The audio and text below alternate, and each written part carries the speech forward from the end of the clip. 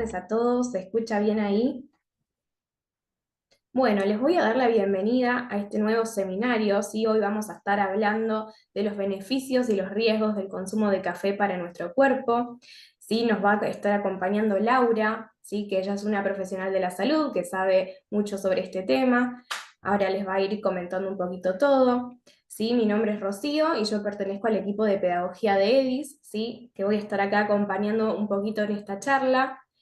Por otro lado, les quiero comentar a las presentes, ¿sí? Que por estar presentes en la charla van a tener el beneficio de un descuento, ¿sí? En el caso de que deseen iniciar un nuevo curso, ¿sí? Van a tener la inscripción bonificada y un 20% de descuento en todas las cuotas, exceptuando el derecho de examen, ¿sí? Por otro lado, también las quiero invitar a sumarse a ser miembros de Club EDIS, ¿sí? Si ya son alumnos de EDIS, pueden tener acceso a 3 meses gratis, ¿sí? Y después pueden también tener nuevos beneficios, ¿sí? Que son desde espacios de taller, ¿sí? Que son como estos seminarios, pero son exclusivos para los alumnos de Club EDIS, así como podcast, descuentos y cursos gratis a lo largo del mes. Bueno, Laura, si querés, te dejo que comiences a iniciar esta charla. Bueno, buenas tardes a todos y todas. Gracias, Rocío, por la oportunidad. Bueno, mi nombre es María Laura, soy licenciada en nutrición, me especializo más en lo que es nutrición deportiva. Y bueno, la idea de la charla es contarles un poquito acerca de esta sustancia que muchas veces genera controversias, como es el café, principalmente la cafeína, ¿no? Que es su principal componente. Muchas veces uno no sabe si consumirla o no, o en ciertas situaciones de la vida tal vez está contraindicada y bueno, no estamos al tanto de eso. También lo que les quería mostrar, bueno, vamos a ver un poquito los alimentos que contienen cafeína, cómo, en qué alimentos está en mayor proporción y cómo hacemos para disminuir un poco el contenido de la propia cafeína en el café. Para empezar, les quiero preguntar si se escucha bien. ¿Me escuchan bien? Sí, perfecto. Bueno, vamos a empezar hablando del origen del café, ¿sí? Se cree que el café se originó en Etiopía, ¿sí? En África. Los primeros en distribuirlos por el mundo fueron los holandeses, ¿sí? Ellos trajeron los primeros granos de café también a América y lo cultivaban en invernaderos, ¿sí? Porque justamente el café es una sustancia que su planta tiene que ser cultivada en climas tropicales. En América, como dije recién, bueno, lo trajeron los holandeses, sobre todo en los países como el Surinam, las Guayanas francesas, Guyanas. Ahí fueron los primeros lugares donde se cultivó café en América. También Brasil. Y bueno, los británicos también tuvieron su aporte. En Jamaica, de hecho, se cultiva un café que es uno de los más caros del mundo, que es el Blue Mountains, que bueno, es un café de mucha calidad por la calidad del grano en sí. Bueno, acá les cuento un poquito cómo es la planta de café, ¿sí? La planta de café, hay dos grandes grupos de familias de esta planta, una es la arábica, la otra es la robusta. Como dije anteriormente, crece en climas tropicales y en plantaciones de altura, ¿sí? O sea, por encima de los 600 metros sobre el nivel del mar. Lo, lo que se obtiene de esta planta es, bueno, se cosecha la cereza, que es el fruto, y dentro de este fruto está el grano de café, ¿sí? Bueno, y acá están las dos especies, ¿no? La robusta y la arábica. Para saber las grandes diferencias, lo que tenemos que saber es que la robusta tiene mayor contenido de cafeína que la arábica. Es el tipo de café que se cultiva sobre todo en países como Asia y África, y la arábica se cultiva sobre todo en países latinoamericanos, ¿sí? Es lo que más abunda acá en Argentina, también les diría. Se consigue también café robusta, pero bueno, es un café un poco más difícil de conseguir. Bueno, y un poquito cómo es la cosecha del café. Como dijimos anteriormente, el grano se obtiene del fruto, de la cereza, se despulpa, o sea, se quita toda la pulpa de la fruta, se somete a un lavado y a un secado. Y luego de ese secado tenemos un proceso que es el tostado. Dentro de los tipos de café que conocemos hoy en día, tenemos dos grandes tipos que son el tostado y el torrado, ¿sí? El tostado es el café tostado solo, sin ningún tipo de agregado, de nada, ¿sí? Y el torrado es el café que es tostado con azúcar, ¿sí? Entonces, cuando nosotros vamos a comprar café, si leemos el packaging adelante, vamos a ver que dice torrado con azúcar. Por lo general, ese café sabemos que ya tiene un contenido de por sí de azúcar. Bueno, luego de este proceso se pasa a lo que es el molido y en el molido ya se envasa. También hay café que directamente se envasa en granos y no necesariamente pasa por un proceso de molido. Bueno, y un poco datos de Argentina. Según la Cámara de Argentina de Café, en nuestro país se consume 1 kilo de café por habitante al año. Es considerado un alimento estimulante, ¿sí? Porque excita todo lo que es el sistema nervioso central. Después vamos a hablar un poquito más acerca de eso, sobre todo por el principal componente que es la cafeína. Y se recomienda no superar la ingesta de 300 miligramos de café al día, que más o menos equivalen a 2 o 3 tazas de 200 mililitros, ¿sí? Como para que tengamos una idea de una medida. También es importante saber que no solo la cafeína está en el café, sino que también está en otros alimentos como bebidas, colas, bebidas energizantes, té, mate, chocolate. Y para que nos demos una idea, en una taza de café puede haber de 65 a 110 miligramos de cafeína, dependiendo del tipo de café y de la forma de preparación. Eso lo vamos a ver más adelante, ¿sí? Cómo influye. Esto es un cuadro que expresa las cantidades de cafeína por porción, ¿sí? Más o menos para que nos demos una idea, un café expreso, elaborado en expreso, en 200 mililitros tenemos aproximadamente entre 98 a 160 miligramos de cafeína. El café instantáneo, que es el café que diluimos el polvo en el agua, entre 48 a 160. Y después tenemos el café corto, que es conocido como el ristretto. Fíjense, si bien es menor la cantidad, pero también tenemos menos cantidad de café, o sea, en 45 mililitros tenemos 60 miligramos y es bastante. Y después tenemos el té, mate en saquito, que ya vemos que el nivel de cafeína baja, el cacao también, las bebidas energizantes aportan un montón de cafeína.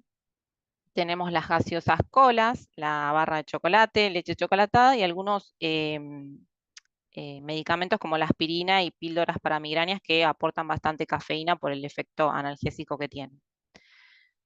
En cuanto a las bebidas energizantes, acá hice un apartado que puse, por ejemplo, la que más tiene en 250 mililitros es la Red Bull. Sí, tenemos más o menos 80 miligramos de cafeína en tan solo una lata. Después le sigue la B-Energy con 77. Después, por último, tenemos la Speed, 64 miligramos, y la Monster, que es la que menos cafeína tiene dentro de ellas, de las 4. Y acá les quería comentar un poco de las variedades de café según el Código Alimentario Argentino. Para los que no conocen, el Código Alimentario Argentino lo que establece es cuando se elaboran alimentos acá en Argentina, el Código Alimentario lo que hace es establecer las cantidades de los nutrientes o de ciertas sustancias que pueden contener esos alimentos, ¿sí? Por ejemplo, no sé, a la hora de elaborar una leche descremada, se admite que esa leche descremada tenga hasta un 3% de grasa, por ejemplo. Todas esas normas las pone el Código Alimentario Argentino. Y lo mismo sucede con el café, ¿sí? Tenemos el café tostado, ¿sí? Que el café tostado, como dijimos anteriormente, es el que solo se somete a proceso de tostación sin el agregado de ninguna sustancia, y ese tiene un mínimo de 0,9% de cafeína. El café torrado, que es el que se somete a tostado en presencia de azúcar, tiene que tener como mínimo un 0,9% de cafeína, y los cafés descafeinados un máximo de 0,2 por ciento de cafeína. Después tenemos el que es sin cafeína, que no puede tener más de 0,1% de cafeína. Los cafés solubles o instantáneos, que son los típicos que nosotros mezclamos en agua y directamente consumimos, Bueno, esos cafés tienen como mínimo un 2,5% de cafeína, o sea que ahí vemos que ya sube el porcentaje. Tenemos la misma versión, pero en torrado, como mínimo un 1,5%, y después hay otra sustancia que se llaman, otro alimento, mejor dicho, que se llaman sucedáneos del café o sustitutos del café, que en realidad eso no es café, sino que son productos de origen vegetal que se comercializan como café, pero no lo son. Sí, eso hay que tenerlo en cuenta porque muchas veces uno agarra, se deja engañar por el packaging y piensa que es café y no hay cafeína. Lo importante ahí es leer en la parte de adelante del packaging, ahí está la descripción si es café torrado, café tostado, café instantáneo o sucedáneo del café, ¿sí? Una cosa que hay que aclarar es que el código alimentario no les pide a las marcas que pongan el contenido de cafeína en estos casos. Entonces, la realidad es que tampoco lo tenemos dentro de los valores nutricionales porque no lo pide el código alimentario, ¿sí? Y es difícil calcular de esta manera cuánto tiene ese café. Por eso hay mínimos y máximos. No se pide que esté rotulado, por así decirlo. Y bueno, después hay otras infusiones como el té verde o el negro, sí que tiene como mínimo de cafeína un 1,6%. El té descafeinado admite hasta un 0,1%. Después el té soluble e instantáneo, que sería, yo nunca lo usé, pero debe venir, alguna marca debe tener, admite como mínimo un 3% de cafeína, es un montón. Y por último tenemos la yerba mate, que como mínimo admite un 0,6% de cafeína, y la malta tostada, que no es café, es una buena opción para las personas que no pueden consumir cafeína, pero ojo porque es cebada germinada, entonces para las personas celíacas no es recomendable.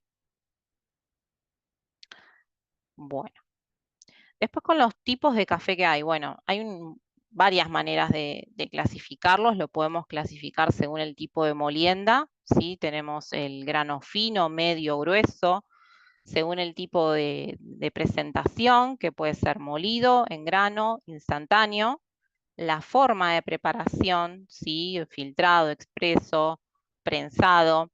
Y dentro de las formas de preparación, acá hay una pequeña tabla comparativa con los promedios de cafeína. ¿Sí? El instantáneo, que es el que mezclamos directamente con agua y ya lo tomamos, vemos que en una taza de 150 mililitros tiene casi 60 miligramos de cafeína. El tostado de goteo, que es el de filtro, tiene un poquito más, tiene 84 miligramos. Y después los descafeinados vemos que bajan, sí, bastante, en una misma porción no tienen casi nada de cafeína. Una de las cosas que influye en el contenido de cafeína en el café es la temperatura del agua, ¿sí? Bueno, si hay algún barista lo sabrá mejor, pero en lo que es temperatura se pide más o menos que esté a la hora de elaborarlo entre 88 y 90 grados, no pasar esa temperatura, porque si sobrepasamos esa temperatura el café va a liberar más cafeína, no solo cafeína, sino todos los componentes que tiene de por sí y va a tener un sabor amargo, ¿sí? Entonces se calcula que más o menos se tiene que elaborar entre 88 a 90 grados.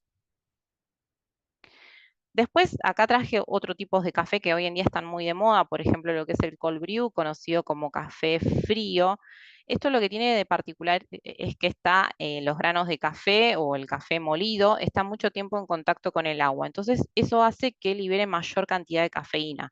Entonces, vemos que en un vaso de 250 mililitros en un cold brew que se elaboró, se maceró en 8 horas, tenemos casi 240 miligramos de cafeína y estamos casi al límite de lo recomendado diariamente, o sea que ya nos tomamos un vaso de este y ya está, o sea, a lo sumo podemos tomar un vaso de coca y no más de eso para no sobrepasar la recomendación diaria. Las cafeteras mocas también tienen bastante cafeína porque están mucho tiempo en contacto los granos o el café en agua. Las cafeteras express, que son las que se utilizan en las cafeterías, o bueno, también están las expreso, que son las domiciliarias, tienen una buena cantidad de cafeína. Y el café latte, vemos que en una porción tan grande como 400 mililitros, tiene 150 miligramos de cafeína, que en realidad no es tanto porque es un café que está cortado con leche, entonces está más equilibrado el contenido de cafeína en este caso. Y bueno, acá cuando hablábamos de qué factores influyen, los factores que influyen, voy a minimizar esto, ahí está. Bueno, dijimos la variedad del grano, ¿sí? Los factores que influyen en la cantidad de cafeína, o sea, ¿qué hace que el café que yo tomo tenga más o menos cafeína? Una es la variedad del grano. Habíamos dicho que la especie arábica tiene menor contenido de cafeína que la especie robusta. Después el tostado, ¿sí? Los tostados más ligeros tienen más cafeína que un tostado oscuro, ¿sí? O sea, a medida que aumenta el tostado del grano del café, disminuye el contenido de cafeína, ¿sí? El tipo de molido, los molidos más finos van a tener mayor concentración de cafeína que un molido grueso. O sea que si consumimos un café instantáneo y tenemos un café en grano, el café instantáneo ya está totalmente molido, tiene mayor cantidad de cafeína que un café en grano, ¿sí? El tiempo de extracción, cuanto más tiempo esté el grano de café con el agua, mayor va a ser la cantidad de cafeína que libera, por lo tanto va a haber mayor cantidad de cafeína en toda la preparación. Por eso lo que decíamos recién del cold brew, al estar tanto tiempo en contacto con el agua, eso hace que libere más cafeína. Bueno, voy a poner acá. Bueno, con respecto a cómo son los efectos en el cuerpo. Bueno, el pico máximo de concentración en sangre es a los 45 minutos, o sea, a los 45 minutos aproximadamente se empieza a absorber la cafeína, se absorbe principalmente en el estómago y ya a los 45 minutos empieza a estar en sangre. La vida biológica es de 3,5 a 5 horas. La vida biológica quiere decir cuánto tiempo está esa sustancia en el cuerpo, ¿sí? Es lo que está en total en el cuerpo y en cuánto tarda en ser eliminada, hasta 5 horas, ¿sí? Puede tardar. Bueno, la ingesta promedio que dijimos en Argentina es aproximadamente entre 280 a 300 miligramos por día y el mate es el mayor contribuidor, ¿sí? En segundo lugar está el café. Bueno, ahora con respecto a los impactos en el cuerpo. Bueno, vamos a empezar hablando del sistema nervioso central. El sistema nervioso central es básicamente el que controla todas las funciones de nuestro cuerpo, ¿sí? O sea, es el centro de comando, por así decirlo. ¿Cómo se transmiten las señales? Bueno, los que transmiten las señales son justamente los neurotransmisores que tienen la capacidad de dar una señal positiva, por así decirlo, excitatoria o inhibitoria, que sería negativa, ¿sí? O sea que me anulan la función, la pueden activar o anular. En el cerebro hay un neurotransmisor que está por naturaleza, que es la adenosina, que ese neurotransmisor lo que hace es estimular el sueño, ¿sí? Favorece el sueño y suprime lo que es el estado de alerta. Que eso se da normalmente en nuestro cuerpo a la noche, ¿sí? O sea, hay un ritmo circadiano que cumplen estos neurotransmisores, entonces es normal que se secrete esta sustancia. Entonces, al hacer una sustancia inhibidora, va a disminuir la función del cerebro. Y en el corazón también lo que provoca es vasodilatación. Vasodilatación quiere decir que expande los vasos sanguíneos y hace que circule más sangre en el vaso sanguíneo. Y bueno, lo que hace básicamente la cafeína es impedir que esta adenosina actúe sobre las células. Entonces, la función normal de la adenosina, que es la de favorecer el sueño, no va a ocurrir, ¿sí? Por eso se dice que la cafeína suprime el sueño porque no permite que este neurotransmisor que está normalmente en nuestro cuerpo no actúe, ¿sí? Bueno, en cuanto a lo que es sistema nervioso central, también lo que hace es estimular la liberación de noradrenalina. La noradrenalina es otro neurotransmisor, perdón, que se activa cuando estamos en una situación de estrés o cuando estamos en una situación de alerta, ¿sí? Entonces, al estimular la liberación de esta, además de aumentar el estado de alerta, reduce sensación de cansancio, aumenta la capacidad de mantener un esfuerzo intelectual. También libera lo que es dopamina, ¿sí? La dopamina también es otro neurotransmisor que está asociado a tener menor riesgo de enfermedades como Alzheimer y Parkinson. Y también lo que hace la cafeína, es otros efectos que tiene sobre el sistema nervioso, es aumentar la memoria a corto plazo y reducir el deterioro cognitivo asociado a la edad, ¿sí? En cuanto a los riesgos, bueno, en dosis altas puede ocurrir todo lo contrario, puede ocasionar ansiedad, crisis de angustia, abstinencia, dependencia, alteración del sueño. En cuanto a la cafeína, si es una droga de abuso, hay algunos estudios que todavía no están tan de acuerdo con esto, ¿sí? Lo que sí hay que tener especial cuidado si se toma alguna medicación eh, psiquiátrica o, bueno, alguna medicación o si estoy bajo tratamiento psiquiátrico, eso lo debo consultar con mi médico de cabecera, ¿sí? El que me recomienda si puedo o no consumir cafeína, ¿sí? Y en cuánta proporción.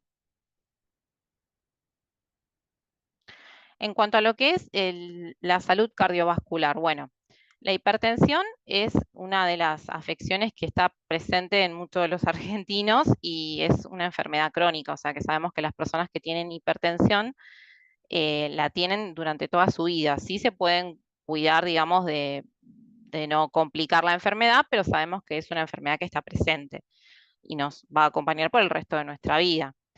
Lo que se observó en algunos estudios es que en personas que no tienen antecedentes de hipertensión, la cafeína en sí no es un riesgo para la salud. O sea que esto quiere decir que la cafeína no sería una causa de hipertensión.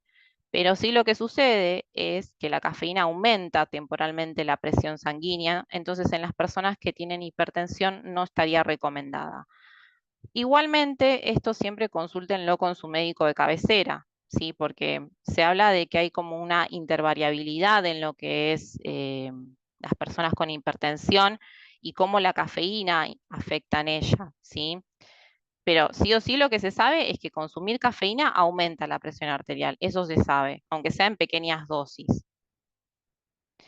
Ahora, si tengo que decir si es un riesgo o un beneficio, y bueno, como dije anteriormente, hay una gran controversia acá. Algunos estudios dicen que la cafeína tiene un factor protector, otros dicen que está totalmente contraindicado. Por eso insisto en que en estos casos sí o sí lo hablen con su profesional de la salud, ¿sí? Si a mí me preguntan como nutricionista, eso hay que individualizar el caso, ¿sí? O sea, sí o sí hay que ver bien la historia clínica del paciente y si la enfermedad está controlada, tal vez se puede administrar, pero en pequeñas dosis diarias, ¿sí? Para que no cause un efecto tan brusco sobre la presión arterial. En cuanto a lo que es la salud ósea, bueno, en la salud ósea vamos a hablar un poquito de lo que es la osteoporosis. Sabemos que en la osteoporosis hay una disminución de la masa ósea y también hay una alteración en las estructuras del hueso. Como podemos ver, el hueso es mucho más poroso que el hueso saludable, ¿sí? Lo que se sabe hasta el momento es que la cafeína interviene en la absorción del calcio, ¿sí? Entonces, no estaría muy recomendada para estos casos, ¿sí? Para la gente que tiene osteoporosis. A su vez de que disminuye la absorción del calcio, también aumenta la excreción, o sea, aumenta la eliminación tanto urinaria como fecal, ¿sí? Lo que puede producir un balance negativo. Un balance negativo quiere decir es más lo que excreto que lo que consumo. Más allá de esto, que sabemos que para una persona con osteoporosis no sería recomendable, no se encontró una asociación entre el consumo del café y una peor salud ósea. ¿Esto qué quiere decir? Si yo tengo osteoporosis, bueno, lo tengo que consultar con mi médico, pero esto no quiere decir que si yo tomo café y no tengo osteoporosis, el día de mañana voy a tener osteoporosis, o sea, no está considerado como una causa de osteoporosis.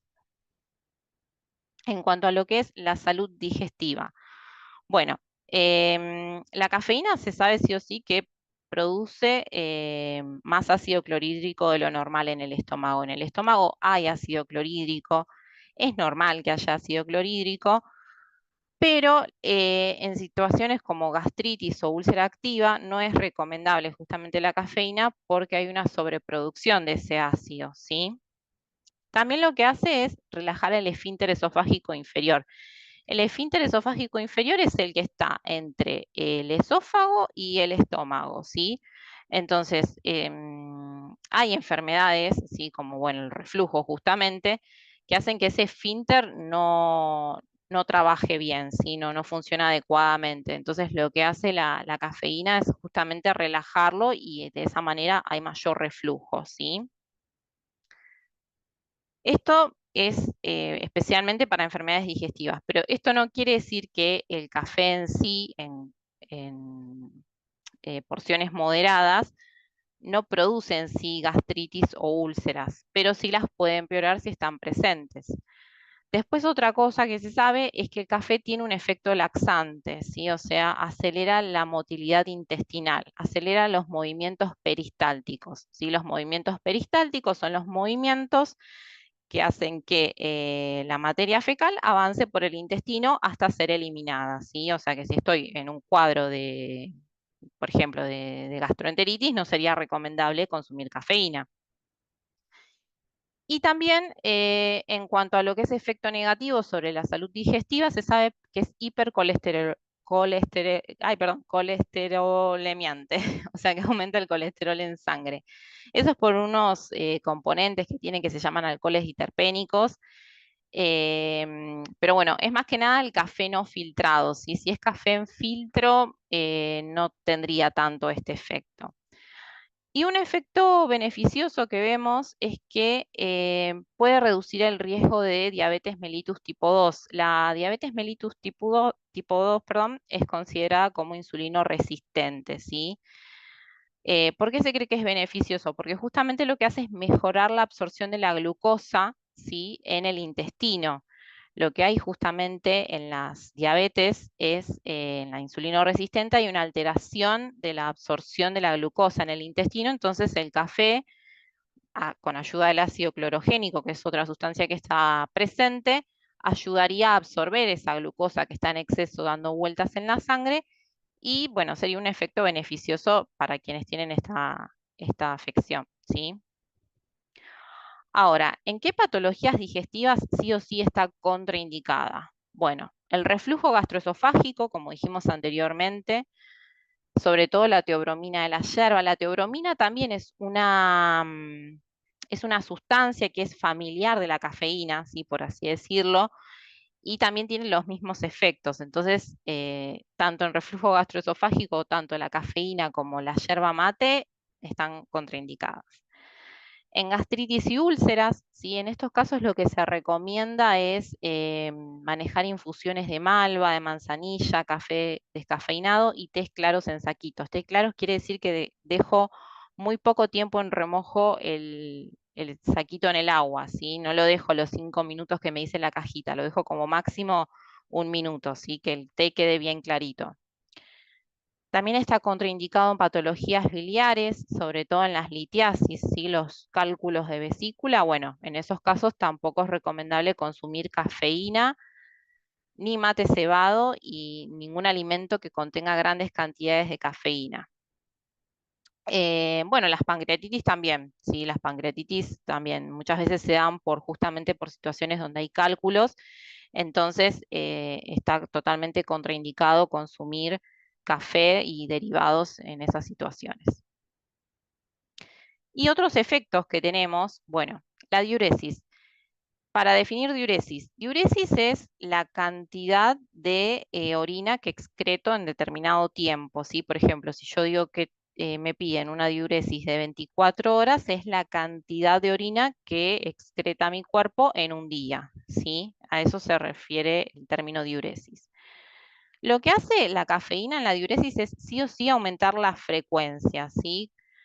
Como dijimos, que libera ciertas hormonas o ciertos neurotransmisores que hacen que se contraigan los vasos sanguíneos. Bueno, eso lo que hace es aumentar la frecuencia de orina, ¿sí? También aumenta la contracción de la vejiga y en estos casos hay que tener precaución en los adultos mayores, sobre todo porque las personas mayores no tienen la sensación de sed. Entonces, si estamos orinando todo el tiempo y no nos hidratamos adecuadamente, vamos a deshidratarnos, ¿sí? En cuanto a los dolores de cabeza, bueno, si el dolor de cabeza, esto hay que consultarlo sí o sí con el neurólogo, ¿sí? Porque hay muchos orígenes de ese dolor de cabeza, pero si el dolor de cabeza tiene como origen la vasodilatación de las arterias, vasodilatación quiere decir que se expanden, ¿sí? Las arterias La cafeína tiene la propiedad de producir vasoconstricción, ¿sí? Y eso lo que hace es mitigar el dolor. También se vio en algunos estudios que personas que tenían episodios de migraña, que si consumían una o dos porciones de bebidas con cafeína, no presentaban dolor ese mismo día o al siguiente. Pero insisto, esto primero hay que indagar, o sea, cada uno con su neurólogo o con el médico que lo esté tratando, tiene que indagar cuál es el motivo de ese dolor de cabeza y si puede consumir cafeína. En cuanto a la anemia, bueno, para explicar un poquito qué es el hierro NOEM. Nosotros en el cuerpo tenemos naturalmente hierro, ¿no? Bueno, el hierro NOEM sería el hierro que se absorbe de todas las fuentes de origen vegetal, ¿sí? Es el hierro noemínico. Y el hierro EM, que sería el hierro hemínico, es el hierro que se absorbe de fuentes de origen animal, ¿sí? El hierro noemínico de por sí tiene una baja biodisponibilidad, o sea, que quiere decir que se absorbe poco en nuestro cuerpo, pero esa biodisponibilidad se disminuye aún a un 50% consumiéndolo junto con café. Entonces, con la cafeína, mejor dicho. Si nosotros estamos consumiendo alguna fuente de hierro noemínico y lo estamos combinando con algún alimento que contiene cafeína, lo recomendable es no hacer esa mezcla, ¿sí? Consumirlos separados, ¿no? Por ejemplo, no sé, se me ocurre en este momento que estoy consumiendo, no sé, una hamburguesa de lentejas con una Coca-Cola, por así decirlo, y bueno, esa Coca-Cola, por el contenido de cafeína que tiene, me va a limitar la absorción del hierro de esa hamburguesa de lentejas, ¿sí? Igualmente, en los casos de las personas que tienen anemia, es importante que individualicen el caso y que lo consulten con el médico tratante, ¿sí? En cuanto a lo que es embarazo, acá hay una gran controversia. Varias investigaciones dicen que la cafeína en porciones moderadas, ¿sí? No superando los 200 miligramos al día, no provocarían abortos espontáneos ni partos prematuros, pero otros estudios afirman que si nos pasamos de esta recomendación diaria, sí podría ser un riesgo, ¿sí? También se sabe que la cafeína es un factor de subfertilidad, tanto en hombres como en mujeres, y como puede atravesar fácilmente la placenta y bueno, en la lactancia puede causar insomnio e irritabilidad en lactantes.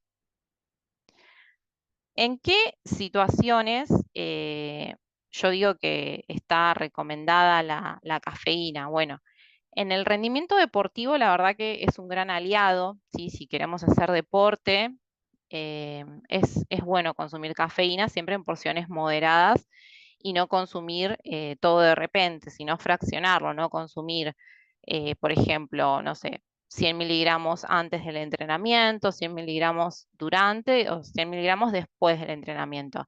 Esto sí es un deporte de larga duración, ¿sí? ¿Qué es lo que hace la cafeína que nos ayuda para el deporte? Bueno, sobre el cerebro, como dijimos anteriormente, lo que hace es estimular la excitación, ¿sí? Nos mantiene en alerta, mejora el estado de ánimo. En cuanto a lo que es la contracción muscular, facilita la liberación de calcio en el músculo, o sea que vamos a tener más calcio disponible para el proceso de contracción muscular. Sobre lo que es el intestino delgado, lo que hace es favorecer la absorción de glucosa, ¿sí? Porque justamente lo que habíamos dicho era que uno de los componentes que tenía el café, lo que hacía era facilitar la absorción de glucosa en el intestino porque mejoraba la sensibilización de la insulina, entonces eso favorece la absorción de glucosa. Y sobre la médula adrenal, bueno, acá vamos a explicar un poquito. La médula adrenal sería la parte interna de la glándula suprarrenal. ¿Sí? Las glándulas suprarrenales están por encima de los riñones y dentro de esas glándulas se secretan varias hormonas. ¿Sí? Una de esas hormonas son la adrenalina y la noradrenalina, que como dijimos anteriormente, son hormonas que se activan cuando estamos en una situación de estrés o de alerta. ¿Sí? Entonces esas hormonas lo que van a hacer es movilizar justamente esos combustibles energéticos, que uno de ellos es la glucosa, va a incrementar la función cardíaca porque lo que hacen es facilitar la vasoconstricción, ¿sí? La vasoconstricción es, yo tengo el vaso sanguíneo y esto se comprime, ese vaso sanguíneo. Entonces eso hace que la sangre circule más rápido por el vaso, ¿sí? Y eso va a favorecer que llegue más rápido la sangre al músculo para el ejercicio.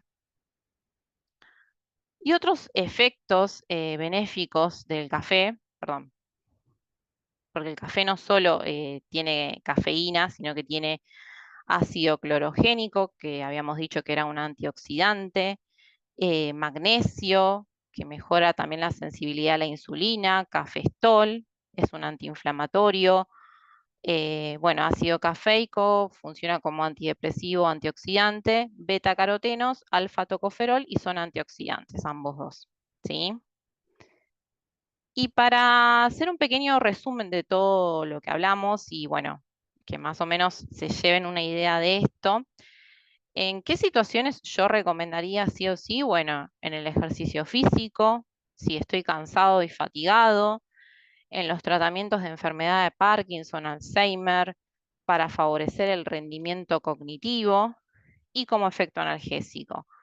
¿En qué situaciones es riesgoso el consumo de cafeína? Bueno, insomnio, ansiedad, todo lo que es patologías gástricas, ¿sí? Como gastritis, úlceras, reflujo gastroesofágico, si tengo el colesterol alto, si tengo cálculos en la vesícula, ¿sí? O en algún conducto, y si tengo una micción diaria muy alta, o sea, si voy muchas veces al baño, ¿sí? ¿Y en qué situaciones recomiendo consultar con un profesional? Bueno, ante lo que es hipertensión y enfermedades cardiovasculares, ¿sí? Porque el profesional sabe la historia clínica del paciente y va a poder determinar si es recomendable que consuma o no cafeína, en osteoporosis, en embarazo, en anemia y en cefaleas, ¿sí? Bueno, esto fue todo lo que elaboré para el taller. Espero que más o menos haya quedado claro. No sé si alguien tiene alguna duda, los invito a participar. Si alguien me quiere preguntar algo, activen el micrófono o pueden escribir por el chat también. Nadia, el material sí, se lo pueden pedir a Rocío o bueno, a su contacto de Edis, pero sí, está disponible. O sea, la clase igualmente, para el seminario mejor dicho, queda grabado, así que lo pueden ver las veces que necesiten. No, no hay problema con respecto a eso. No, de nada, gracias a ustedes. No sé si alguien quiere preguntar algo más con respecto a esto, si quedó alguna duda. Siempre igualmente ante las dudas, ¿no? De si, bueno, si tengo alguna de estas afecciones como hipertensión o si estoy en un proceso de particular de la vida, como el embarazo, la lactancia, siempre lo recomendable es consultarlo con el profesional tratante, ¿sí? Porque puede ser que tal vez, no sé, no tengo gastritis, estoy muy bien, pero bueno, tal vez hay alguna otra afección que nosotros no hayamos nombrado acá que sí influye. Entonces, está bueno que lo consulten con su médico de cabecera o con el profesional de la salud. Con aceite de coco. Sí, en realidad no es que ayuda a bajar de peso. Hay algunos estudios que hablan de esto. Lo que hace el café es mejorar la absorción de glucosa. Que esto, ¿qué pasa? Cuando nosotros tenemos una enfermedad que altera la absorción de glucosa, como es la diabetes tipo 2, que es insulino resistente, lo que hace el café es favorecer la absorción de esa glucosa. Ahora, si te baja directamente de peso, no lo sé. Eh, no te sabría decir, no hay un estudio igualmente que diga que sí es buenísimo para esto y que se esté usando hoy en día en tratamiento para bajar de peso. Hay otras sustancias que se utilizan para bajar de peso que, bueno, esos están con indicación médica, ¿no? Tiene que ser un médico que las indique. Si quieren preguntar algo más. Sí, a ver, ayuda a mejorar la sensibilidad de la absorción de la glucosa. Es verdad, eso sí, ayuda en la diabetes tipo 2. Lo que hay que ver es si esa diabetes tipo 2 no viene acompañada de otras cosas, como por ejemplo lo que es hipertensión. Si es solo diabetes tipo 2 y tomamos en cantidades moderadas, que serían 2 tazas al día de café, perfecto. Acordémonos que los efectos siempre son en porciones moderadas, ¿sí? No en exceso. Pero bueno, si esa persona que tiene diabetes tipo 2 tiene otras patologías, eso ya lo tiene que consultar con el médico porque hay que ver bien la historia clínica de esa persona y ver si es recomendable o no que lo consuma. ¿Alguien más que quiera preguntar algo, que quiera escribir en el chat? También lo que les quiero compartir es que esta información que uno ve de investigaciones va cambiando todo el tiempo, ¿sí? Entonces, por eso es recomendable que lo consulten con el médico tratante, porque, bueno, él es el que tiene la historia clínica y él sabe bien si es recomendable o no el consumo de cafeína. Sí, a ver, es una persona de 64 años. Bueno, ahí habría que tener en cuenta también todos, si es en porciones moderadas, como dije anteriormente, no más de 2 tazas al día, no más de 200, de una taza de, perdón, de 200 mililitros fraccionada en 2 momentos del día, no debería haber problemas. Pero bueno, yo te recomiendo que si ya tenés artrosis, hay que ver en el origen de esa artrosis y si el café no te está, la cafeína, mejor dicho, no te está inhibiendo la absorción de otro nutriente. Entonces, yo te recomendaría que lo consultes con el médico en ese caso, porque ahí hay otra situación que es la artrosis. Y también no nos olvidemos que a medida que, mm, que vamos avanzando en edad, vamos perdiendo la sensación de sed y no tenemos sed y sabemos que el café aumenta la diuresis, es un riesgo de deshidratación, ¿sí? Entonces, por eso recomiendo que lo consulte con el médico. Bebidas deportivas con cafeína, acá preguntan si en cuanto al deporte recomiendan que sean bebidas deportivas o geles con cafeína más que la infusión en sí. Pueden ser los geles. Los geles son una buena opción. Siempre ten en cuenta que la recomendación diaria de cafeína es de 300 miligramos. Entonces, fíjate en el rótulo del gel si está la cantidad de cafeína. Lo ideal sería que esté, pero bueno, muchas veces el código alimentario no pide esa información y es difícil saber cuánto hay ahí. Pero si llega a estar y vos ves que lo podés distinguir también de los contenidos de café que tomás normalmente, como no sé, un vaso de coca, por ejemplo, o el café en sí, sí, úsalo. Bebidas deportivas con cafeína hasta el momento no vi. Puede que haya alguna en el mercado, pero yo no vi. No entiendo, Nadia, si le estás respondiendo a Valentina o si me estás preguntando algo. Es en tener en cuenta los momentos de cafeína, también alimentos. Claro, sí, hay que tener en cuenta que no solo el café tiene cafeína, sino que hay otros alimentos que tienen, como el chocolate, el cacao, bueno, la leche chocolatada. Tienen mucha menos cafeína que una bebida energizante, que el café en sí mismo, pero aportan algo también. Por nada.